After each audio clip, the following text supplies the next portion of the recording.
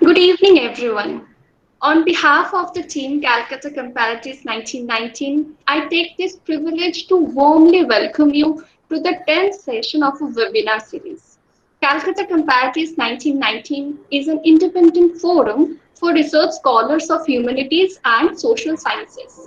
It carries the legacy of academic space for literary comparison between Indian languages initiated in 1919. It is a platform for sharing research interests and ideas.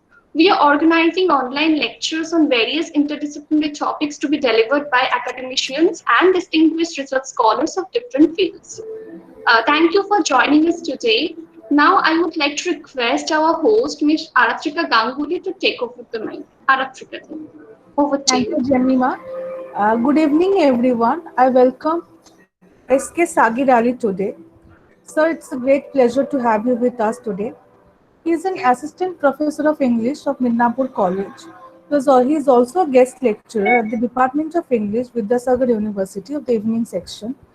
He was also a PG coordinator of English in Midnapore College, as well as he was a panel reviewer of the literary journal News India. Welcome, Sagir sir. Thanks a lot for joining us today. I'll hand over the mic to Sagir sir for the lecture. Thank you, and I heartily welcome all the members of Calcutta Comparatists 1919 here on this virtual platform, and all the people over here. Thank you very much. Thank you for inviting me. I once again welcome all.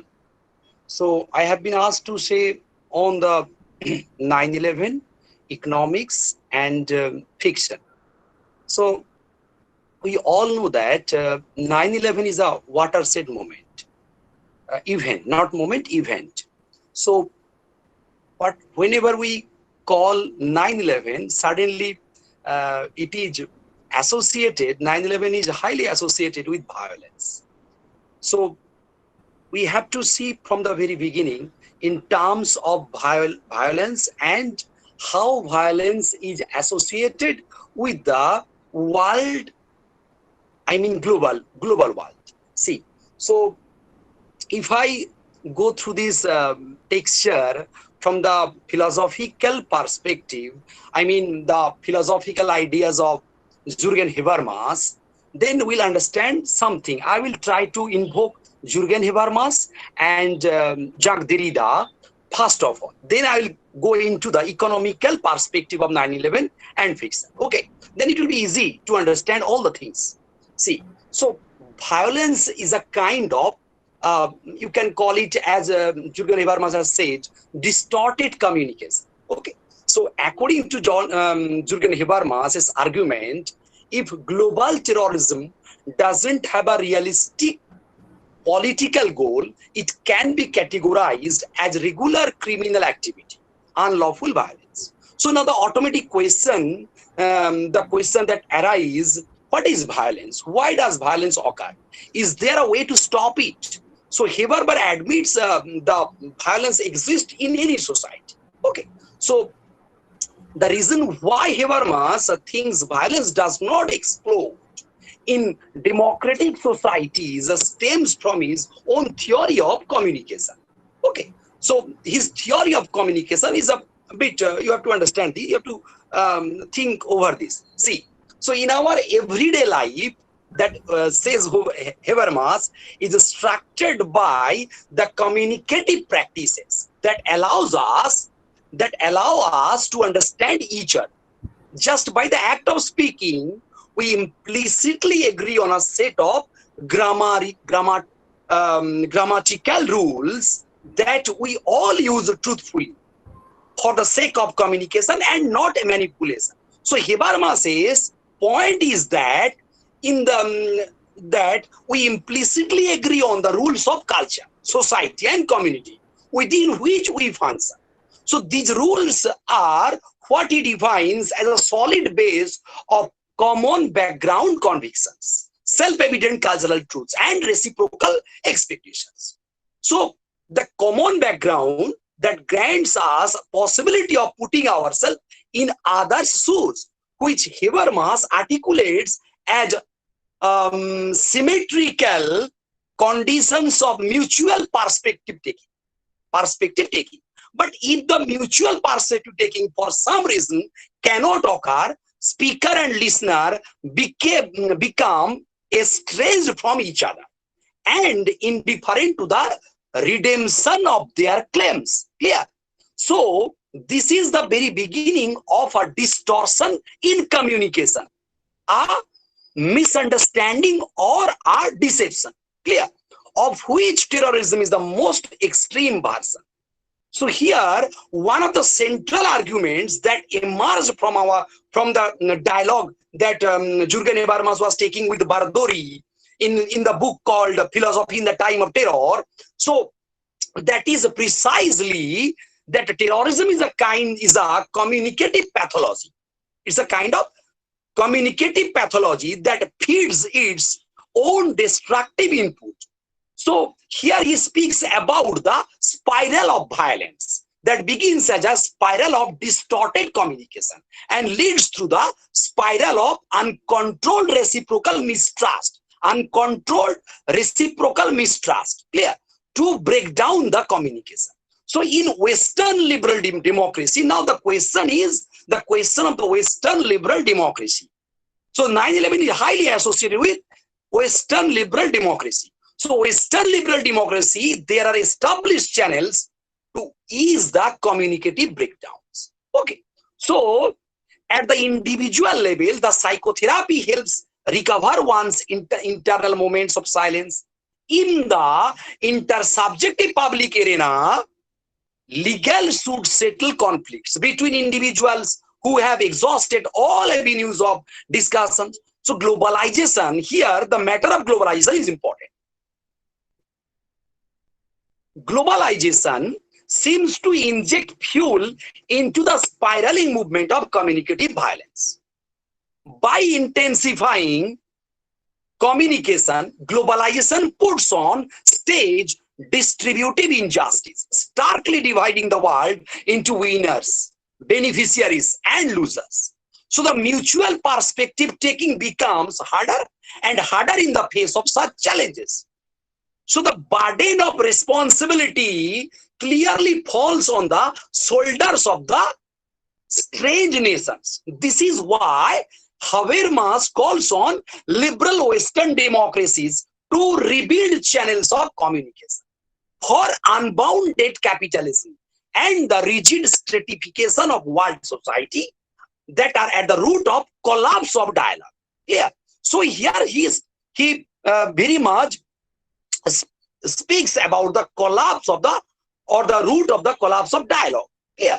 So the idea of the globalization may be interpreted as a communicative pathology intersects the debate on the class of civilization, so-called class of civilization. Initiated by political scientist Samuel Huntington in probably 1992 or 93 perhaps, the year of the first terrorist attack on the World Trade Center, 93, yes. Now, the first terrorist attack on the World Trade Center by an Islamist, by an fundamentalist, this debate revolves around the hypothesis that world politics is undergoing an important shift. Now, what Habermas rejects the hypothesis or the conclusion that Huntington draws on, that rejects the hypothesis of Huntington. The cause of communicative element brought about by the globalization is not cultural, but economic. Here, Huntington's thesis of cultural conflict or the religious conflict or the civilization conflict was totally discarded by Edward Said also. Edward Said calls it the class of ignorance. Okay. So, and many other political scientists also discarded this. Okay, there are several reasons behind this also. So, to cure it, the Western coalition needs to work on two fronts. On the one hand, on its self-representation, it is important for developing countries. It is important for developing countries to stop perceiving foreign policy of Western nation as an imperialist front seeking finance, seeking financial expansion. So the question of financial expansion is highly associated with 9/11. Clear?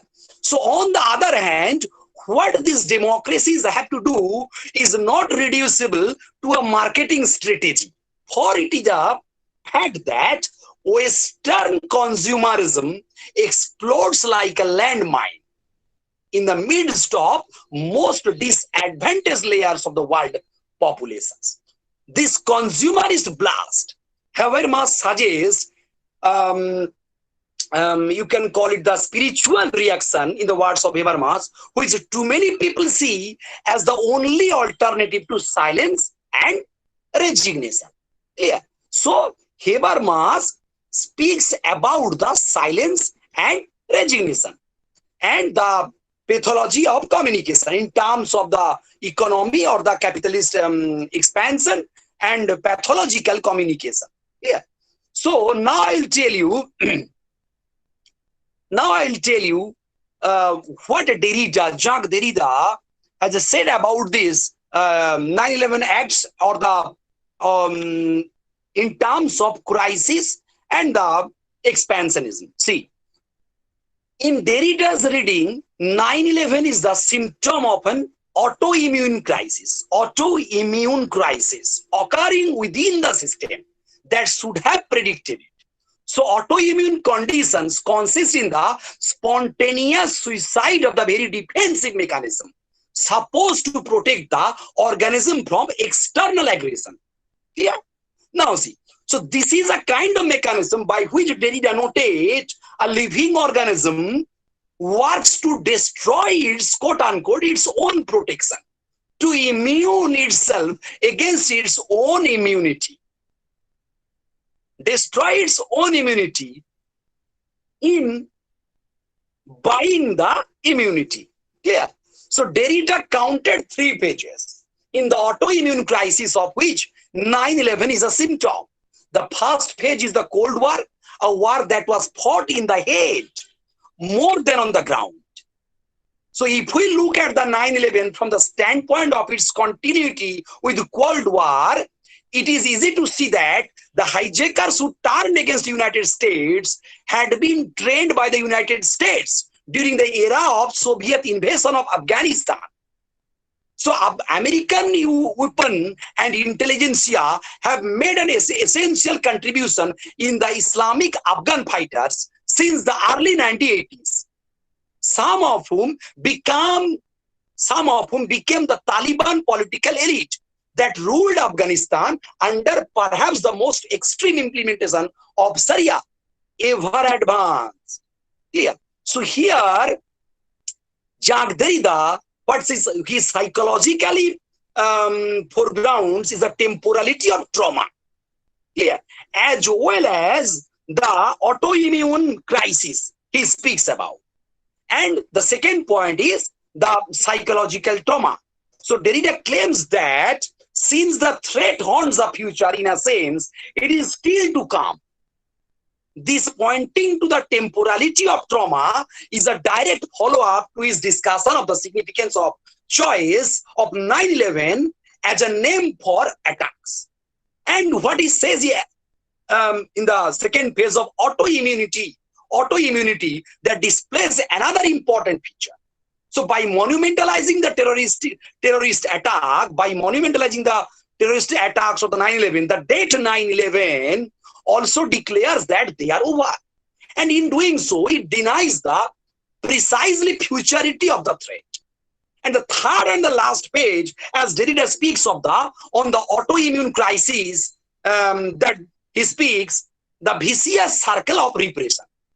It's a kind of vicious circle of repression. It is almost obviously suicidal of the 3 because it describes the way in which, by declaring war against terrorism, the Western coalition engenders a war against itself.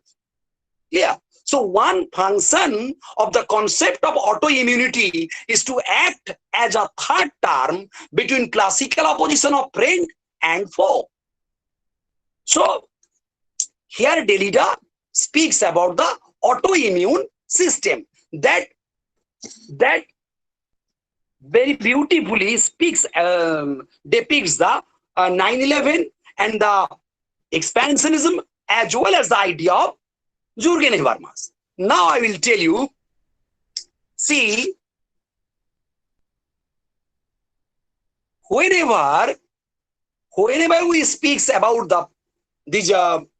the finance or the economics after the 9/11, then it will be a difficult one to ponder over, because you see what happens to culture. Sorry, what happens to culture in the age of finance of capital? In the age of finance of capital, what happens to culture? What happens to the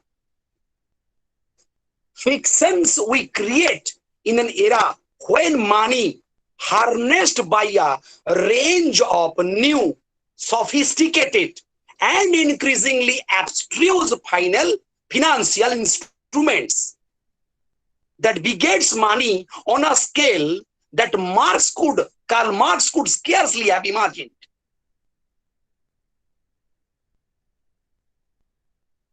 As the production of wealth is further and further removed from the things, billions of people's lives are tied with or tied up in financial markets that's shrouded in a haze of mystery.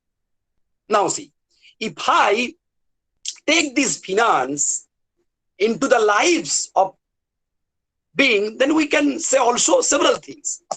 So fiction has become accustomed to the question of money, to the everyday dealings of credits and debts, trinkets bought and sold, the price of milk. In Edith Wharton's The House of Mirth, the drama circles around $9,000. I mean the beautiful Lily Bird's gambling debts. In John Updike's A&P, it is 49 cents, the cost of fancy herring in a can. In Sadat Hasan Manto's aptly named story, it is 10 rupee, the price of a young girl. 10 rupee story, the price of a young girl. So beyond dollars and cents, the novel historically has been in turn dazzled by and critical of the crash of capitalism, the rapid accumulation of wealth and the exploitation of labor, all documented and turned over by writers ranging from Balzac and Zola to Dos Passos and Tricia. But the scale now seems vaster, not dollars and cents. Okay, so if I give an example of a particular novel, namely Jia Haider Rahman's 2014 novel, In the Light of What We Know, we can say that we can observe that the most contemporary iteration of this dilemma, okay, the problem of the invisible economy, by constructing a range of characters whose livelihoods depend on a high finance. Here, Mina the investment banker, Jafar the trader, and Jafar's former roommate at Oxford, our listener to whom Jafar's tangled story is told. The unnamed friend here traded in mortgage-backed securities at a firm in London, the infamous credit default swaps, and has been summarily dismissed. So it is clear that some kind of charge is forthcoming. There is collusion and casual venality. Those higher up are quick to sacrifice those below. So in a story that moves us from childhood in rural Bangladesh to the Kingston homes of the London elite to the war zone, that is the post 9/11 Afghanistan, we continually come back to moral tangle of financialization. At one point, we can see that there is a very discussion, not only one point, in several points, we can see the examples of financial crisis. And not unlike the statement of apology by Rajat Gupta, the director of the consulting firm McKinsey and Company, who was convinced by secularities fraud in 2012. The narrator's statement is just one of many examples of the kind of bad faith that pervades the banking sector. So the financier and his questionable morals have been an object of interest in the novel since at least the late 19th century. Mr. Mardele and the circumlocution's office in Dickens's Little Dorrit and Aristide Sacret's in Emile Zola's Money, Frank Covered in Theodore Dreiser's The Financier, all these things are there.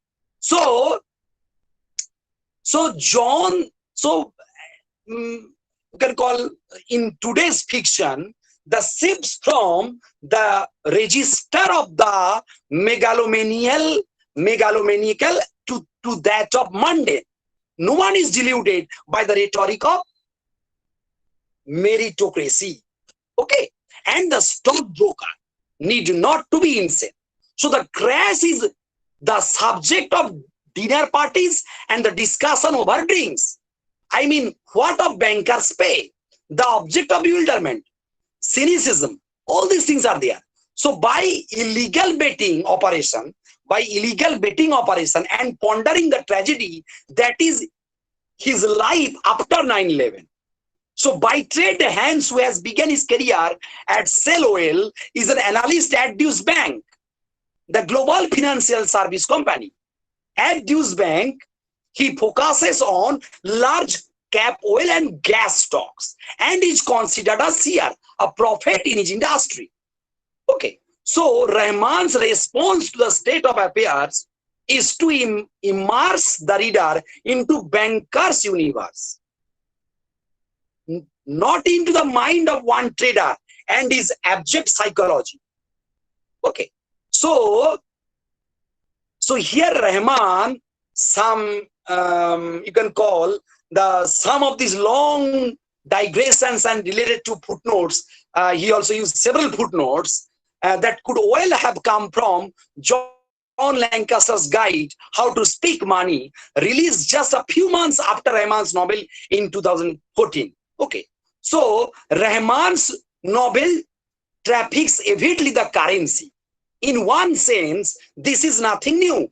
Highly specialized information, whether about whaling in Moby Dick, or mining in Zola's Germinal, or genetic botany in J.D. Smith's White Teeth, has long circulated in the genre of the novel.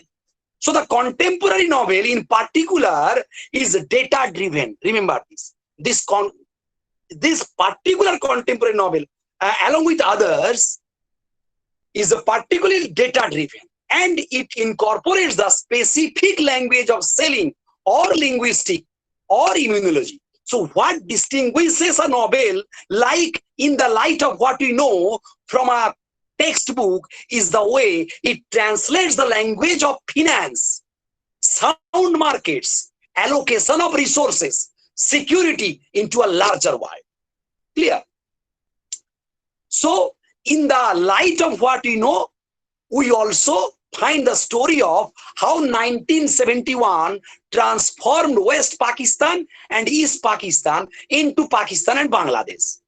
It is a story of two roommates at Oxford, one an elite Pakistani raised in the home of Princeton scientist, the other from rural Bangladesh, raised in the home of East London shopkeepers, and the second from the upheaval.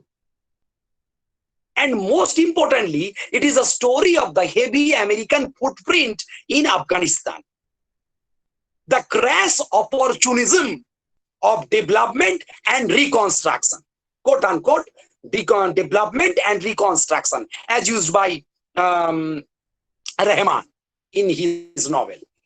So, here, Rahman's novel, in the light of what we know, for example, takes pages literally to debate what post 2008 reparations might look like, only to embroil us in a conspiracy born from these players on the Afghan border: Pakistan, the Taliban, and the US government. Clear? See, so Rahman's novel might be understood as a book about how finance, indeed even the high abstraction of synthesis security, synthesis securities cannot be altogether divorced from the mud and concentrate and goods. And the most important thing is that here Rahman's used the idea of cart godel, the Princeton's cart godel.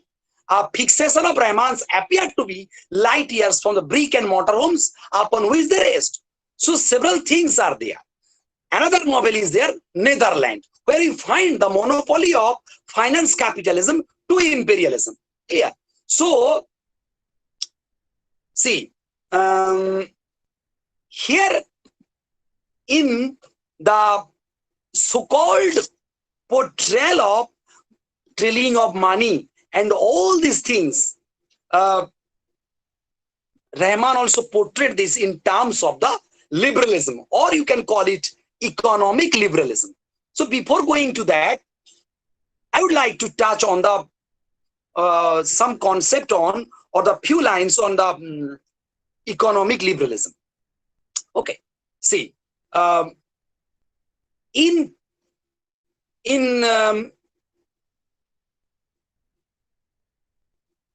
yes, in popular uses, neoliberalism is equated with a radically free market, maximized competition, and the free trade achieved through economic degeneration, elimination of tariffs, and the range of monetary and social policies favorable to business and indifferent towards poverty. Clear? Social demarcation also there.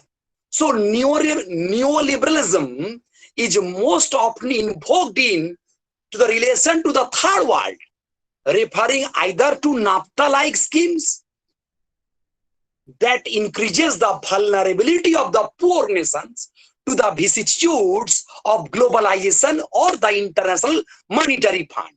Clear? So for progressives, neoliberalism is thus a pejorative, not only because it conjures economic policies that sustain or deepen local poverty and the subordination of peripheral to the core nations, but also because it is compatible with and sometimes even productive, authoritarian, despotic, and corrupt state forms as well as agents within civil society.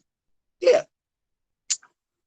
So these are the neoliberal concept. If I see these novels, especially these novels, I mean the novels of the Rahman and Burnt Shadows, some Camila Samsis, and all the other novels are there. And then we can understand that the problem is that after September 11, Francis Fukuyama's end of history. Now, what I have told earlier is important to understand here. See, after September 11, Francis Fukuyama's end of history thesis seemed particularly untimely. Why? Now, in the recent years, thinkers are returning to Fukuyama's controversial hypothesis, arguing that it has insidiously become the consensus not only among the triumphalist neocons, NEOCONS, who will advocate the free market sentiments, and they are right wings, not left wing, neocons, but among the left as well. So liberal capitalism has long been seen as the only viable ideology, a view so entrenched and unchallenged, according to some. Okay, so if I take the arguments of Mark Fisher in on neoliberalism and followed by Frederick Jameson and Slavos disease, then it has become easier to imagine the end of the world as the end of capitalism. Yeah. So Mark Fisher's idea is very important.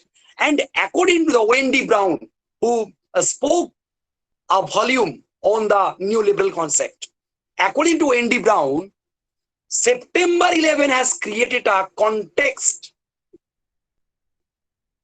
favorable to the expansion of neoliberal status quo, and it contributes to the speedier erosion of liberal democracy in the United States and in the West. So the controversial policies, not politics, sorry. So the controversial policies adopted by the Bush administration in response to the attacks are described by Brown as quote unquote neoliberal policies and actions. Okay, taking shape under the legitimizing cloth of liberal democratic discourse, increasingly void of substance. Okay, now see. Now we will understand or we'll see the 2008 global crisis, economic crisis. So the 2008 global economic crisis has accentuated the necessity to critically analyze the effects of global market capitalism and its neoliberal ideology. The financial crash has partly overshadowed that of its twin towers, given new impetus to liberal democratic criticism. At the same time, the revelation of the complex inner contradiction of capitalism during the crisis prompted a revival of leftist activism that took off with the global Occupy movement and ended in apparent inconclusiveness. So the neoliberal ambiguous level, which has become popular starting with the 1990s, has become ever present in the media in recent years. Yeah. So these are the basic concepts you have to understand before going to the very idea of witnessing such kind of economic crisis. So we also find the text of Kamila Samsi as well as Zia Haider Rahman and several other people is also there.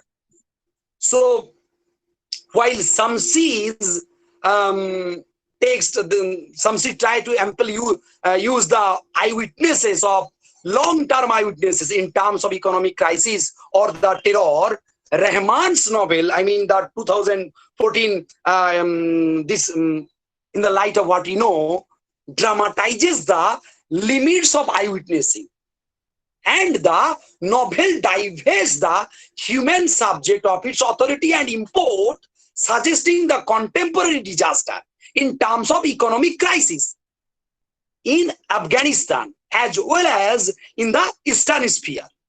Here, see, the financial crisis of 2008 is placed in proximity to the war on terror, bringing into relief the infinitely complex and dispersed technical nature of both crises. So the novel's basic structure, I mean the novel of Rahman, basic structure centers on multi-week conversation between two friends, an unnamed narrator and his friend Jafar in the narrator's house in London. So as Jafar is trying to process the events that took place when he was in Kabul in 2002, the narrator, an investment banker, is coming to terms with the financial crisis of 2008.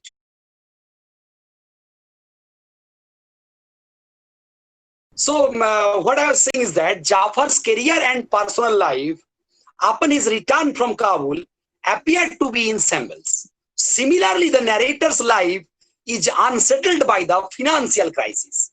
Turned into a scapegoat by his partners in the firm, he is requested to appear in front of the Congressional Committee to be questioned about the subprime mortgage industry protocols. So both the characters ponder what personal responsibility means at a time when individuals function within complex network system what exceed their understanding. So in doing so, they try to decide whether to condemn or absolve themselves of guilt. So in the light of what we know in the novel, in this novel, has a distinct post-9/11 flavor. And in that communicates a sense of widespread crisis and emotional fatigue radiating from the novel's multiple centers of gravity. So this is one only another, or you can call example in terms of this. Now I will give you another example, or before that I will tell you some 2007 crisis. So the cycle of economic crisis that began in 2007 with the crash of the subprime mortgage market, in the United States has left an indelible mark on the cultural imaginaries of the early 21st century. So in recent years, the economy, particularly its more immaterial developments in the realm of finance, have become prominent areas of journalistic discussion, artistic representation, and academic study. In this context, it is hardly surprising to observe that both literature and literary scholarship have served as fruitful terrains on the critical interrogation of what remains a relatively dry and abstruse field. I mean the understanding of the financialization of an ongoing process. I mean the dynamics of exacerbated abstraction and underpin of economic logic of a troubled present. So if we see the post-Fordism crisis, post-Fordism, F-O-R-D-I-S-M, post-Fordism, see, so we can give another example, Martin Amis's Money, the novel Money, where Martin Amis's Money stands out in literary landscape of the 1980s as a mordant commentary on the follies and complexities of late 20th century capitalism. So its eponymous focus on money as an increasingly enigmatic and intractable economic entity is guided by an overarching interest in Grisham's law. That general principle according to which bad money drives out good. In a sense, the novel's entire fictional strategy appears to offer a lengthy transcription of this notion. Clear? So, another example, Don DeLillo's Cosmopolis and Hari Kudru's Transmission. We have seen that Hari Kudru's Transmission bases on the topological characteristics of crises in post-Fordist cyber capitalism, on the notion of what pervasive and accelerated circulation of confounds traditional relations between inside and outside, but also between profitability and political control. Yeah. So another example we can see that John Lancaster's Capital, the financial meltdown of 2008 and the worldwide recession that followed have also resulted in fictional reconsideration of crisis, where the central problem of its abstraction becomes indissociable from its concrete, spatial, particularly urban settings. So here, John Lancaster's novel Capital, is not the phantasmagoria depicted by Amis's Money, the novel, which was suffering emblem of the recently broken social compact of Fordism. Okay, see, sorry. So now I'll try to conclude all the things in a joint manner by depicting some things that that economic impact of the terrorism in 2015. So the global economic impact of terrorism reached several billion in 2050, and it also decreases by 50% from 2014. So the impact, so there have been three peaks in the economic impact of terrorism since the year 2000, and they are linked to the three major waves of terrorism. So several impacts are there of this terroristic influence. Now, what I'll try to say is that, listen clear, the economic exploitation has been the top Western priority in the guise of development. In Afghanistan, the center of war on terror, that may never be conquered with quote unquote, as used by the novelist, Silk Roads. Okay, but economically hungry Americans would maintain permanent bases in the thick of it. And the stakeholders of the borderless globalism, America and its allied global actors, create a neo-imperial system. So Jafar, if I go to the example of the novel in the light of what you know, Jafar, the protagonist, sees Abdari, AFDARI, the organization, Afghan Development and Reconstruction Institution, founded by Australia's Overseas Aid Agency, and UNAMA, UNAMA, working to transform economic and cultural spheres in Afghanistan and challenging the root of the nation state. So the world capital economy is strengthened by an investment acquired from pouring finance in unlikely remote places through coordinating cultural flows of ethnoscape and financescapes, as used by Arjun Appadurai.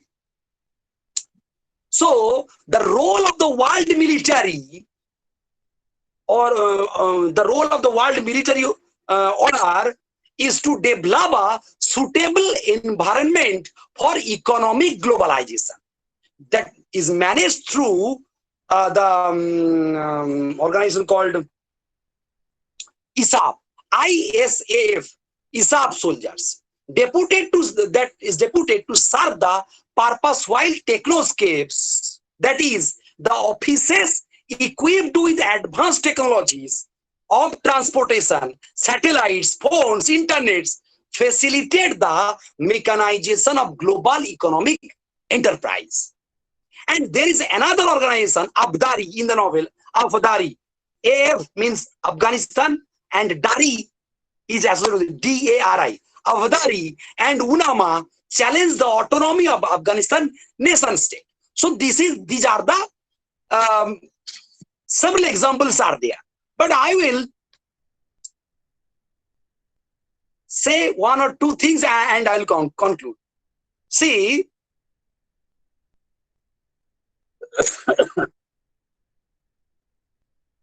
sorry. One example, we all know that in 2003 Iraq invasion. What do you think of the 2003 Iraq invasion, or in the eyes of the masses?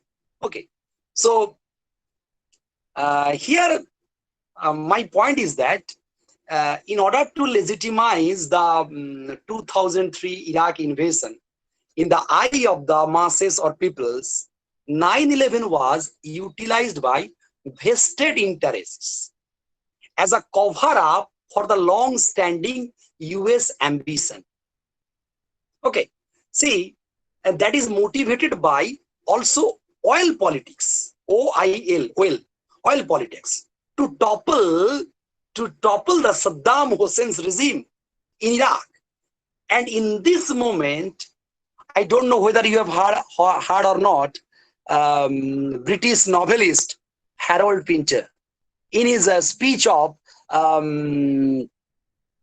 yes, when he took the Nobel Prize, in his Nobel Prize winning speech, he says, I can clearly remember the quote unquote line, and I have written it here. He says, tapestry of lies, tapestry, quote unquote, tapestry of lies behind the US-led occupation of Iraq and the death and misery it brought upon hundreds of thousands of Iraqi civilians. In his 2005 novel acceptance speech, he lashes out. He says, what he says? He says, as every single person here knows,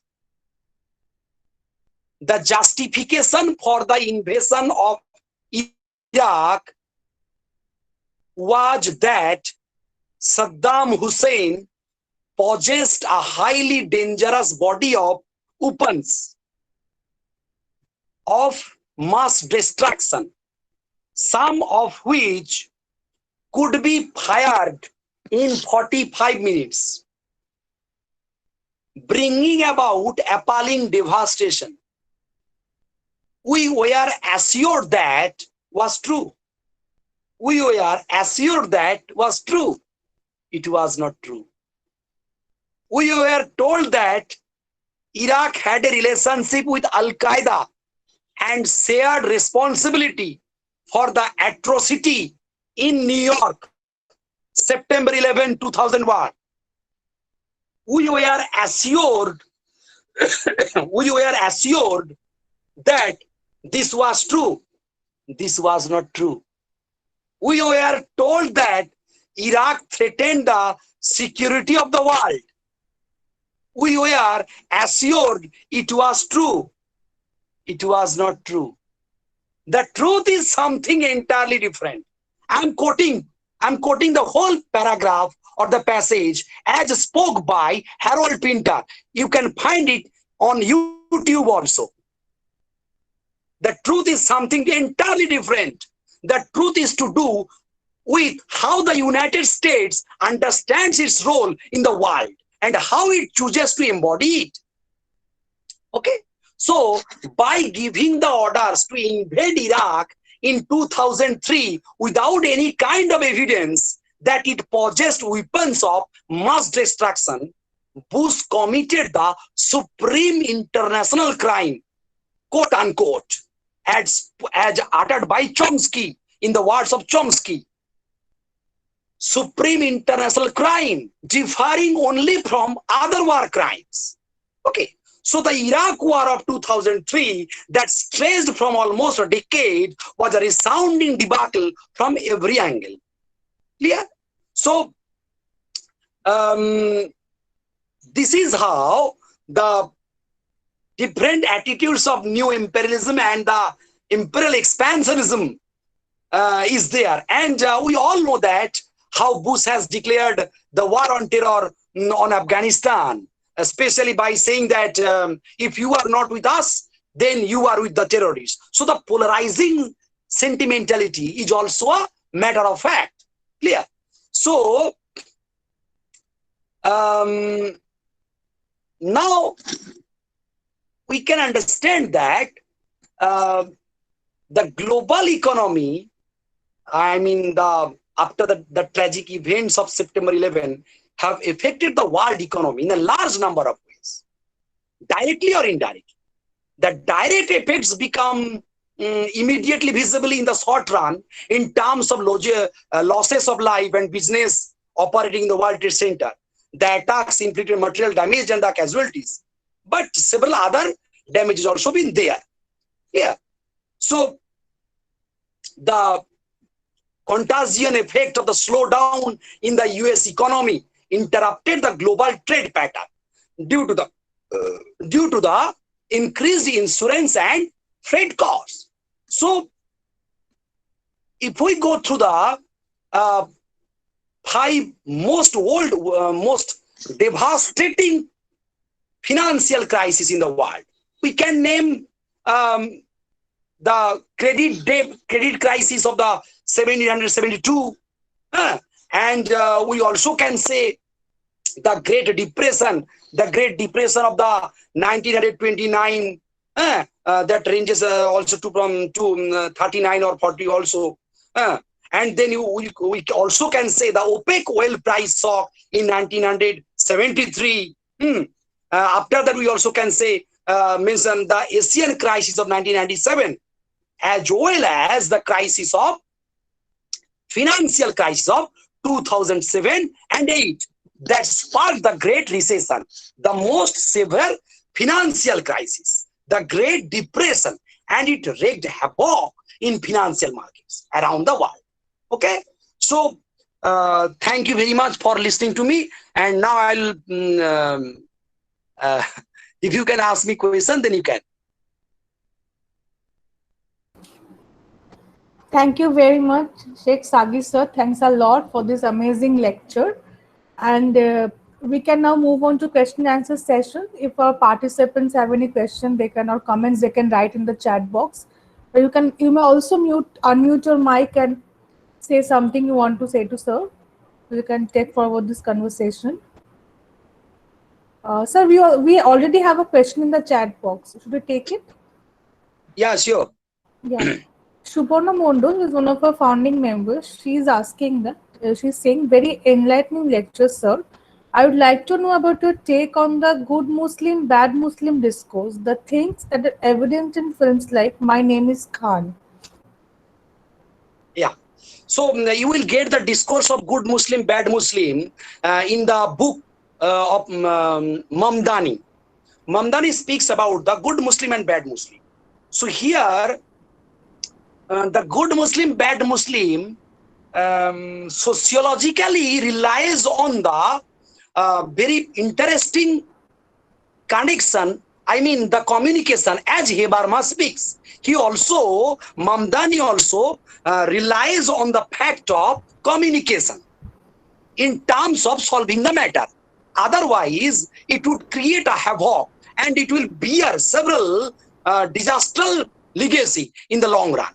So here, what you said is My Name is Khan, that is a different thing, but it's a different perspective. But you will find the good Muslim and the bad Muslim perspective in terms of the communication, in terms of the what Habermas also uttered, the pathology of the communication, the collapse of the communication, or it would be built on the very system of the communicating with the people so that this can be solved. Okay. And I guess in this respect, so I can recall another film, New York, that also Yeah, it dealt with the same kind of topic. Yes. yeah. And anyone, if you have any question, you can unmute your mic. Hello. Yes, Yeah, go ahead. yeah, please. Yeah, hi. I just, first of all, thank you so much, sir. This was an absolutely amazing lecture. I have one question. So, at one point in the beginning of the session, you mentioned that it's important for developing countries to not see or not view foreign policy as an imperialist strategy. So, do you mind elaborating on that a bit? Yes. See, so imperialist policy is that what we have, I have tried to contextualize by giving the examples of Rahman and other novels, is that 9/11 is highly associated with the imperial expansion in the garb of creating these organizations named Abdari and other organizations only to aid the people of Afghanistan. The hegemonical process of creating the imperialism or the neo-imperialist aspect is important in this scenario. That is the point that several people try to make. And this expansionism, not only in 9/11, Before that, we also can observe. But after the 2007 economic crisis, it was highly evident, and especially the fall of the Twin Towers, where the American expansionism, the greed of American expansionism, creates a locus of war under the garb of military help in Afghanistan. Okay. Thank you, Mridula Sharma, for your question. And Thank you sir, so yeah, anyone wants to say anything? Sir, actually, I have one question. Can you name other genres of apart from novels, any maybe poetry or play or any other genres where we can find an alternative discourse, another discourse to 9/11, not from the point of view of the not from the Western point of view, but maybe from the Islamic world or maybe the third world, the quote unquote third world countries. I mean, not from the Yes, hegemonic point of view. I can't understand your question. Do you want to listen the names of the literary works? Yeah, literary works, yes, sir. Other text. Literary works, especially fictions, are there that deserves mention. But some dramas, I can't. I don't remember this now. But obviously there are something drama and poetry is also there. But I can't remember at this moment. Sorry for that. And it's okay, sir. Sir, we already have a question in our chat box. It's Yeah. from Simran Vishwas. What I deduce is that 9/11 is an occurrence of an autoimmune crisis as referred to by Derrida, and we can also understand its impact on international relations. But within these future threats of violence and economic crisis, what role does UNO play? And why It's a is it difficult question. It's a very good question, and it's a too difficult question. Thank you very much, Simran Biswas, for the question. What Derrida says is a pertinent and philosophical one. But there are also threats of violence that was manufactured or in the factory or the laboratory of USA, and that they are now suffering from. But the role of UNO is a kind of diplomatic one. So UNO also is playing they're trying to help the Afghanistani people or the poor people there. But in this aspect, we also find the overpowering of the third power. And this invisible power, what these novelists, these several novelists also says, including Martin Amis also, says that, or Don DeLillo also says that, the invisible economical power that grabs the whole system that runs the power, that runs the, or you can say the system that runs there, under the garb of communitarian health or the communitarian adherence. So it's a kind of pretty difficult. We all know that it's a pretty difficult thing for the UN or to play on. And I'm also doubtful about the role of UNO. And there is another part to our question, and why is it often diplomatic stances given importance? Because diplomacy is our life. No one speaks directly. In this case, diplomatic people win. No one speaks directly, dear. That's why we see the Iraq invasion. We have seen the Iraq invasion. We have seen the attack on Afghanistan in the name of quote unquote war on terror, or in the Don Lelio's word, the age of terror. So all these things is a kind of diplomatic stance. When George Bush says that if you are on the side of, if you are take any one side, either you are with us or you are with the terrorist. So there is no middle point. What kind of utterance is this? Okay. So diplomatic stance is important. Yes, we don't have any more questions. We can still Thank you very take questions. Yeah. much. Okay. We have many are congratulating you for this amazing lecture. Thank you, Thank you very sir, for much. this amazing lecture. Mm. It was lovely evening. And our next lecture is on tomorrow, and we'll further share the links on our Facebook and WhatsApp platform. And thank you, everyone. Thank you for this amazing lecture. And thank you Thank you once very again, much. Sagir sir. Thank you for this nice lecture. Good night, everyone. Thank you.